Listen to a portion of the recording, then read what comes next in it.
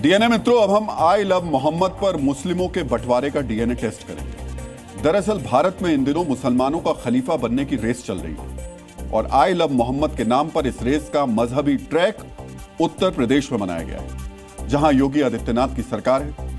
हमारे विश्लेषण में आज आपको पता चलेगा कि आई लव मोहम्मद का यह अभियान कैसे अब मुसलमान बनाम मुसलमान में बदल गया है। आज आप यह भी जानेंगे कि खलीफा की रेस में किसका पलड़ा भारी है, यानी हिंदुस्तान में मुसलमानों का असली खलीफा कौन है। आप सभी जानते होंगे कि आई लव मोहम्मद के नाम पर मुसलमानों का एक धड़ा सड़कों पर उतरकर सरतन से जुदा के नारे लगाता है। आपने भी वो नारे सुने होंगे। शहर शहर होने वाली हिंसा की तस्वीरें भी आपने देखी होंगी। कल तक पोस्टर वाले इस प्रोटेस्ट को देश के सभी मुसलमानों का प्रोटेस्ट कहा जा रहा था, लेकिन आज मुसलमानों का एक दूसरा धड़ा भी सामने आ गया। ये धड़ा सड़क पर पोस्टर नहीं लहराता, आई लव मोहम्मद का बैनर नहीं दिखाता, मस्जिद के सामने पत्थर भी नहीं फेंकता। ये धड़ा आई लव मोहम्मद अभियान का ही विरोध कर रहा है। All India Muslim personal law board के वरिष्ठ पदाधिकारी और देवबंदी विचारधारा से जुड़े मौलाना सज्जाद नोमानी ने कहा है कि पैगंबर मोहम्मद से प्रेम को सड़कों पर दिखाने की कोई जरूरत नहीं है। यानी देवबंदी विचारधारा को मानने वाले मुस्लिम आई लव मोहम्मद जैसे किसी मुहिम या प्रोटेस्ट के खिलाफ आवाज उठा रहे हैं।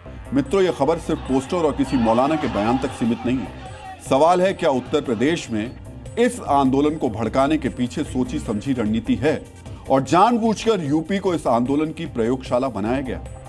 आज हम अपने विश्लेषण में इन सारे सवालों से पर्दा उठाने जा रहे हैं, इसलिए आज आपको इस विश्लेषण की एक एक बात बहुत ध्यान से समझनी चाहिए। लेकिन पहले आप सुनिए आई लव मोहम्मद पर कैसे भारत के मुसलमान आपस में बटे नजर आ रहे हैं।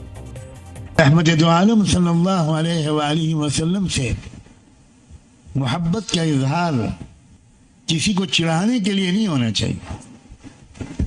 मोहब्बत तो खुद बताती है कि आपको किससे कितनी शदीद मोहब्बत है।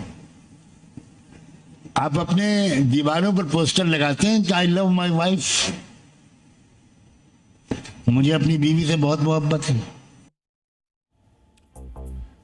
यही है मौलाना सज्जाद नोमानी।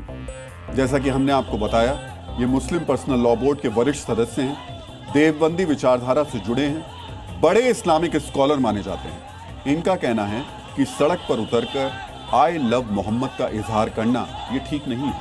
यानी मौलाना तौकीर रजा जिस मुद्दे पर बरेली को जलाने पर आमादा थे, उसी मुद्दे पर मौलाना सज्जाद नोमानी की राय बिल्कुल अलग है।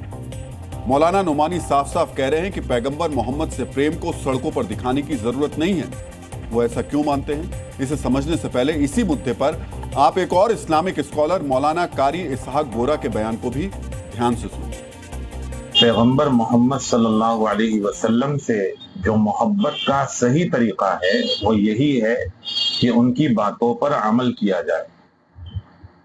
सड़कों पर खड़े होकर या हम पोस्टर दिखाएं या पोस्टर से हम बताएं कि हम मोहब्बत करते हैं, तो मुझे लगता है कि सबसे बेहतर तरीका यही है कि पैगंबर मोहम्मद सल्लल्लाहु अलैहि वसल्लम से मोहब्बत का तरीका यही है कि उनकी बातों पर अमल किया जाए।